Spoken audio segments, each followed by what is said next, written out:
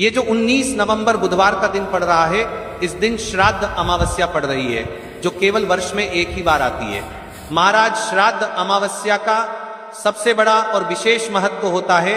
यदि जीवन में समस्या है, पैसा हाथ में आता है, आते सही चल जाता है, घर में पितृदोष है, काल सर्प दोष है, तो श्राद्ध अमावस्या वाले दिन जिस भी घर की महिला शिव मंदिर में या अपने घर इस उपाय को करेगी, उसे घर में परिवार में चल रही सारी समस्या समाप्त होगी। तो कान खोलकर सुन लो मेरी जीजियो, अमावस्या वाले दिन 3 साधारण मिट्टी के दीपक लीजिए, तीनों में लंबी बत्ती का प्रयोग करें।